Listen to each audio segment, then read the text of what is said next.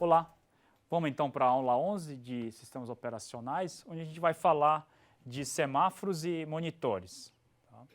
Na aula passada, então, a gente comentou sobre as soluções de exclusão mútua usando as primitivas de sleep e wake up, tá? Que é o dormir e acordar. E na aula de hoje, então, a gente vai ver as primitivas, ou as soluções, melhor dizendo, né, de semáforos, que tem as primitivas também de dormir e acordar, e assim como temos os monitores, que são soluções de exclusão mútua utilizados aí na linguagem Java. Né? Então, a gente vai ver essas duas soluções hoje, que são soluções aí para realizar exclusão mútua. Exclusão mútua seria excluir um processo de forma que apenas um único processo possa entrar na região crítica e assim auxiliar, né, na sincronização e auxiliar para que o resultado do processamento desses programas concorrentes possam ser os resultados aí esperados, né? Então, voltando aqui para as soluções que a gente viu, só para vocês terem uma ideia do que a gente está falando, dar uma ideia também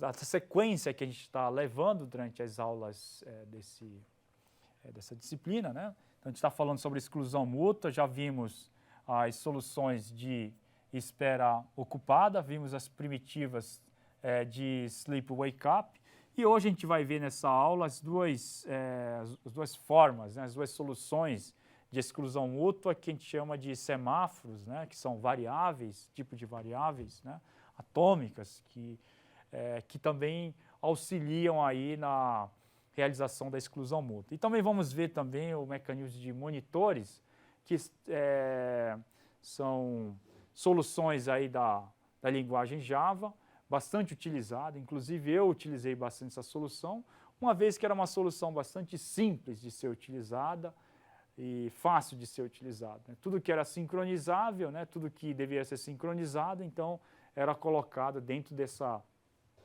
cláusula dos monitores e apenas um único processo, então, entrava dentro do monitor e assim sincronizava aí a exclusão mútua, né? E, finalmente, né, na próxima aula, então, a gente vai falar sobre a passagem de mensagem. Tá? Então, voltando aqui para a parte de semáforos, vamos definir, primeiramente, o que é um semáforo. Né? Que eu acredito que vocês já tinham ouvido falar do semáforo, mas a gente vai tentar definir para que vocês, então, possam saber como utilizar esse semáforo. Tá? De novo, voltando à importância de desenvolver programas concorrentes e paralelos, em virtude do quê? Em virtude das arquiteturas de hoje em dia já terem suporte de hardware para programas concorrentes e paralelos, né? Com essa proliferação aí de arquiteturas multicore, a gente então tem aí o suporte de hardware para que os programas possam ser concorrentes. Tá? Mas a grande parte das pessoas acabam não usando artefatos, esses como semáforos, monitores, threads, tá? Uma vez que programas concorrentes e paralelos são um pouco mais complexos, né? Existe, além da complexidade de desenvolver, existe também o lado do quê? O lado de necessitar da sincronização.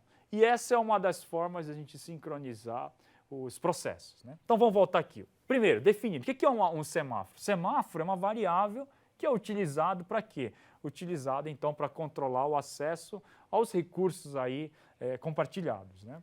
Ela deve também sincronizar o uso de recursos em grande quantidade. Tá? Então, vamos dizer assim, você tem uma quantidade N aí de impressoras. Né?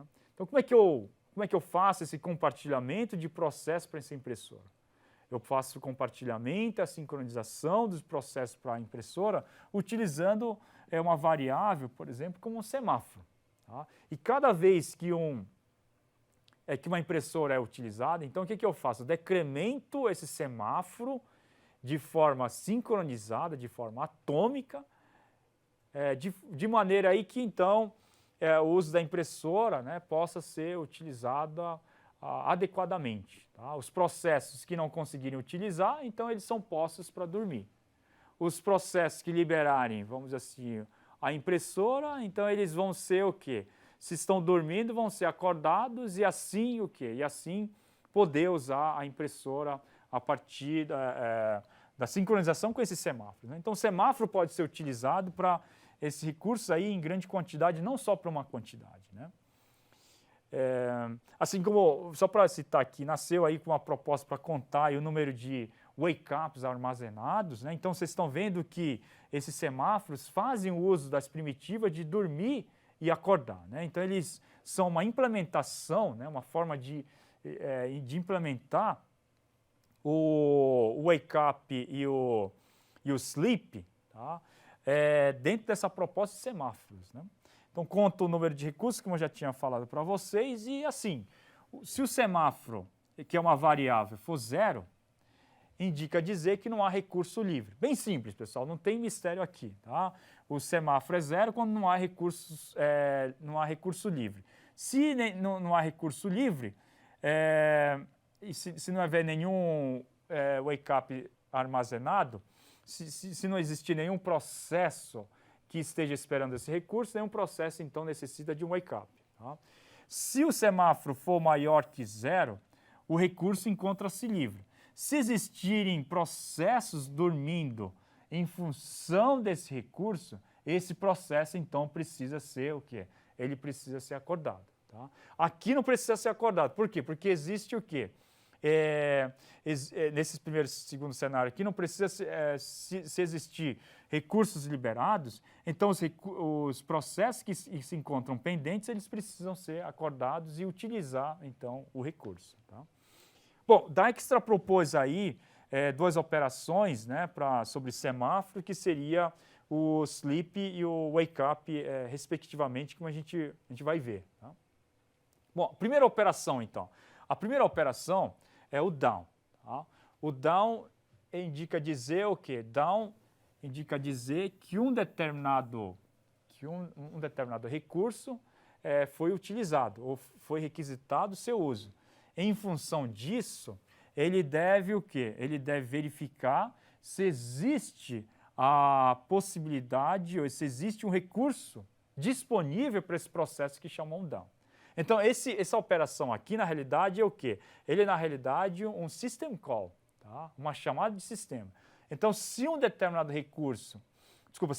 processo quer utilizar um recurso, o que ele faz? Ele dá um down no semáforo associado a esse recurso, tá? Se houver recurso, então, melhor dizendo, se o semáforo for maior que 0, então é decrementado um valor de 1, e esse processo, então, pode utilizar esse recurso.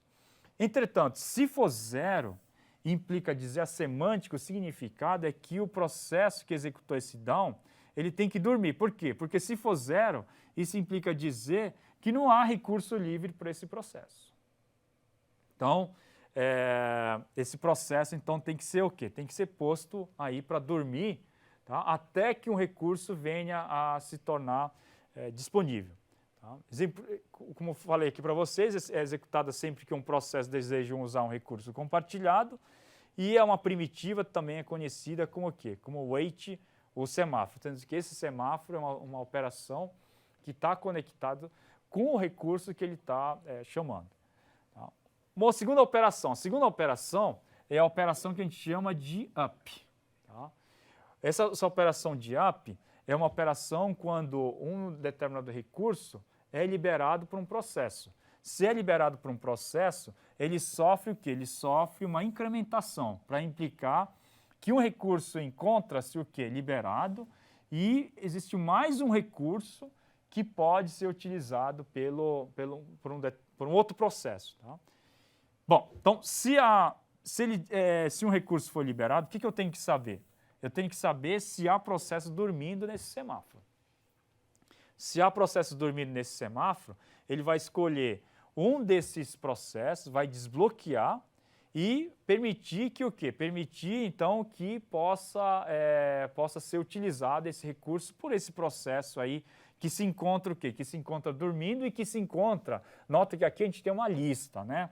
Então, ele tem que fazer uma lista para saber para qual deles, qual seria o próximo processo a utilizar o recurso que está, então, compartilhado. Tá?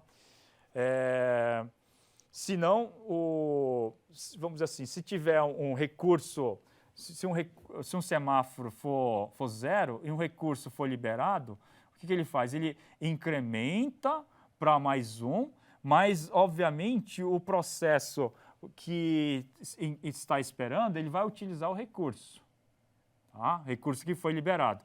Então, o resultado geral, tá, vai ser zero, por quê? Se foi só liberado um recurso e se um processo utilizou esse recurso liberado, obviamente que o resultado desse semáforo vai ser zero, porque vai ser decrementado em função do uso desse processo que já estava esperando. Tá? Bom, essas operações, como eu falei, são atômicas. Uma vez que uma operação do semáforo iniciou, outro processo ele não pode acessar o semáforo. E, em função disso, existe o quê? Existem instruções aí como o TSL, né, Test and Set Lock, né, que podem ser, são utilizados aí para realizar a chamada de sistemas dos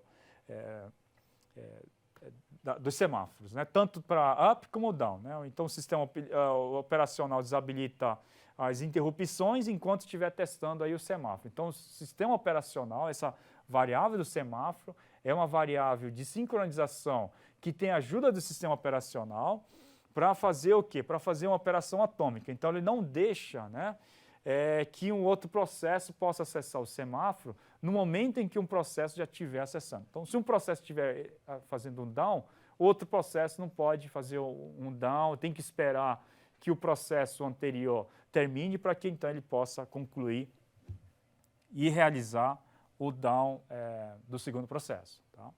Bom, tem dois tipos de semáforos. Tem o semáforo geral, que é o semáforo para contagem de recursos, e tem o semáforo que a gente chama de semáforo binário, uma vez que ele só tem dois valores, por isso que muitas vezes também é chamado de semáforo binário. Tá?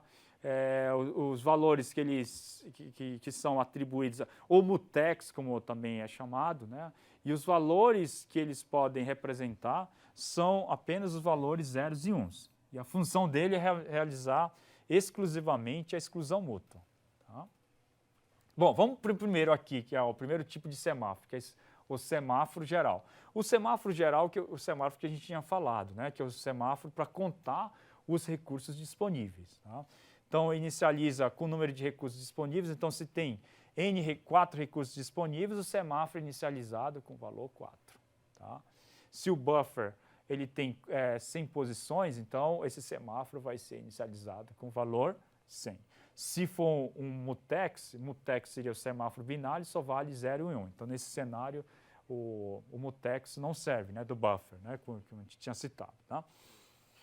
Quando o processo libera um recurso, ele executa um up e aumenta o que? Aumenta a quantidade de recursos aí disponível para um processo que queira utilizar esse recurso compartilhado. Tá? Quando o contador de semáforo vale 0, todos os recursos estão sendo utilizados. Tá? Isso aqui acho que eu já tinha falado. O semáforo vale 0, então não há recursos livres para serem manuseados por um processo que queira utilizar. Então, se um processo que deu um down e o semáforo está valendo 0, obviamente que esse processo, então, vai ser posto para dormir e só vai acordar quando um processo der um up, liberando o quê? Liberando o recurso compartilhado e que está sendo o quê? Que está sendo requisitado também por esse processo aqui. Tá? Bom, e o semáforo binário? O semáforo binário ele serve para quê? Serve para conceder entrada a uma região crítica. Tá? Muitas vezes ele é chamado, então, como mutex. É uma variável, como eu falei para vocês, com 2 estados, 2 valores, cujos valores são zeros e uns. Tá? 0 indica dizer que ela encontra-se bloqueada e 1 implica dizer que ela se encontra desbloqueada. Né? Então, quando uma thread, tá? Exemplificando aqui, exemplificando o uso de um semáforo binário, né? Quando uma thread ou um processo precisa acessar uma região crítica, ela chama o quê? Chama o mutex, que é o semáforo binário. Tá? Quando termina, ele chama o quê? Mutex unlock. O que é esse mutex unlock? Um semáforo também binário. Esse semáforo binário exclusivamente serve para quê? para fazer o quê? Para fazer a exclusão mútua de uma quê? De um recurso aí compartilhado. Tá? Bom, a implementação de semáforos, né? Existem duas implementações de semáforo. A primeira implementação é através da espera ocupada. Tá? É a forma mais simples. Entretanto, o que acontece? Não é uma forma mais ideal, né? Não é uma forma ideal de se ter implementação, uma vez que a gente tem espera ocupada aqui, que é o uso, né, de ciclos de processamento para saber se um semáforo aqui, né, vocês estão vendo aqui, né? Então, aqui a gente tem uma espera ocupada aqui para saber se o semáforo está valendo um valor maior que zero. Então, se sim, então ele decrementa, entra na região crítica, tá? E assim por diante. Sai da região crítica e fica aqui na espera ocupada. Tá? Bom, existem duas operações aqui também, igualzinho, tá? A única forma aqui diferente de implementação seria essa espera ocupada para testar aqui o valor do semáforo e verificar se esse semáforo, né, se esse recurso, ele foi liberado e existe um recurso disponível para que um outro processo, então, possa utilizar. Né? A segunda implementação do semáforo é o que? Associando a uma fila, né? QI, esse Q de Q, né? Ou seja, uma fila, para cada um dos semáforos, o semáforo chamado SI. Tá? Então, existe o quê? Existe uma fila para cada recurso. Tá? Então, dê um down no SI e não existe recurso disponível, ele é colocado aonde? Colocado talvez aqui no final da fila. Tá? Então, existe o quê? Existe uma fila associada, uma fila chamada QI, que é associada a quem? Associada ao semáforo, né? SI, e assim por diante. Né?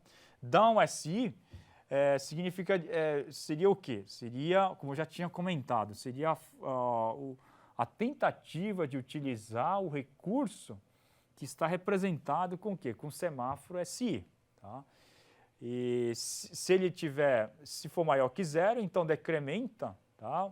E o recurso requisitado, ele pode ser o quê? Ele pode ser utilizado. Se for igual a zero, então o processo ele deve ser o quê? O processo deve ser bloqueado porque não existe recurso disponível. API é a mesma coisa que eu já tinha comentado, né? Se existe, chama o API, tá? Chama o API SI. Se existe recurso, melhor dizendo, se existe um processo, tá, esperando por esse recurso I, tá? Então esse recurso é alocado ao primeiro da fila. Que fila? A fila QI, tá? O primeiro da fila, tá? De forma que esse primeiro processo da fila, então, venha a utilizar esse recurso I que foi desalocado. Então, são essas as duas primitivas e agora vamos mostrar como é que é o funcionamento desses semáforos, tá? Naquele problema do produtor e consumidor que a gente viu, onde um produtor, né, então, coloca um dado no buffer e aí existe o quê? Existe um consumidor que vai consumir esses dados. Tá? Então, existem três semáforos. O primeiro é o full, que vai contar o número de slots ocupados no buffer. E o empty conta o quê? Conta o número de slots vazios que encontram-se nesse slot, tá? Nesse buffer. Slot seria o número de slots vazios dentro desse buffer, né? E existe também um outro semáforo, dessa vez um semáforo que, diferente desses outros semáforos, esses dois semáforos aqui são semáforos que a gente chama de semáforos gerais, né? Esse semáforo aqui é um semáforo quê? Um semáforo do tipo binário. Tá? Então, se é do tipo binário, só tem o quê? Só vale zeros e uns e a função exclusiva dele, tá? A função dele seria particular nesse cenário da semáforo binário, seria o quê? Seria realizar a exclusão mútua, né, dos processos de forma que apenas um único processo possa utilizar uma determinada região crítica. Tá? Bom, então, existem esses dois processos aqui que foram desenvolvidos. Aqui a gente tem o processo produtor e o processo aqui, desse lado aqui, o processo consumidor. Tá? Existe também dois semáforos aqui, né? O down empty, tá? E o down mutex aqui. O empty aqui conta o quê? Conta o número de slots, né? O número de slots livres, tá? Que se encontram para que esses slots então venham a ser preenchidos. E como vocês estão vendo aqui, esse mutex aqui, ele faz o quê? Ele faz justamente a exclusão mútua, tá? É como se fosse uma variável aqui, uma variável lock, né? Então faz justamente uma exclusão mútua de processo, uma vez para que um único processo possa inserir esses dados aqui, inserir dados no buffer, né? Então seria uma forma de realizar a exclusão mútua. A mesma coisa desse lado aqui. Então tem um down mutex e um up mutex, que são o quê? Que são semáforos aí do tipo binário, né? Bom, e aí como é que funciona então o monitor, né? O monitor então é uma primitiva aí, como eu falei, de alto nível, né? Um procedimento que eu utilizei bastante, tá? Durante o meu trabalho. E todos os procedimentos, variáveis, estruturas de dados são agrupados em um único módulo que a gente chama o módulo do monitor, tá? E, na realidade, ele é simples porque o sistema operacional ele faz tem todo o aparato aí para fazer o quê? Para fazer essa sincronização, tá, de processos, de forma que um único processo possa entrar dentro desse módulo do monitor, né? Os processos, então, ficam bloqueados até que esse monitor, então, venha a ser desbloqueado, né? Um processo que estava lá dentro possa, então, sair. Então, é bem simples, pessoal. O monitor, então, você coloca aqui a cláusula monitor e o nome, e tudo que tiver dentro desse monitor aqui, tá? Ele é o quê? Ele é sincronizado, tá? Apenas um único processo, essencialmente um único processo, pode executar as instruções, tá, que se encontram dentro desse monitor. Tá? Obviamente que esse monitor ele depende da linguagem de programação, é existente na linguagem Java, tá? Não existe em linguagem C, e como eu falei para vocês, todos os processos, todos os recursos compartilhados entre processos devem estar implementados aí dentro do monitor, né? Bom, limitações de monitores e semáforos, né? A gente terminou essa parte de semáforos, monitores, falamos de várias outras tecnologias, né, para fazer a exclusão mútua. Mas tem uma coisa, os semáforos e monitores não são soluções adequadas, né, para sistemas distribuídos, tá? Eles são excelentes para quê? Para você compartilhar, então você tem aqui uma memória, tem um computador e tem uma memória. E tem um processo P1 aqui e tem um outro processo P2. Esses dois processos podem o quê? Compartilhar dados e fazer a sincronização desses dados, né? Dentro da memória compartilhada. Então, se você tiver um ambiente distribuído, tá? Um ambiente como esse aqui, e tiver um processo desse lado aqui, o monitor e o semáforo não vão poder te ajudar muito. Por quê? Porque a sincronização é realizada em máquinas diferentes. Então, existe o quê? Em máquinas diferentes, os monitores e semáforos não vão funcionar, tá? E os monitores aí, como eu havia falado, depende também da linguagem de programação. Mas a principal mensagem que eu queria deixar para concluir é que monitores e semáforos, máquina local, processos locais, num único computador. E aí existe o quê? Existem outras tecnologias que a gente vai ver na aula passada, que seria o quê? Que seria justamente para sincronizar os processos que existem em máquinas diferentes. Uma vez que, como disse, os monitores e os semáforos não servem para essa finalidade de sincronizar processos em máquinas diferentes. Com isso, tá, eu concluo a aula de hoje. Tá? Mais uma vez, a nossa bibliografia se encontra no segundo capítulo desse livro, do Tannenbaum. E na próxima aula, como eu falei para vocês, a gente vai falar então da passagem de mensagem. Agradeço então, tá, a atenção de vocês e me despeço aqui.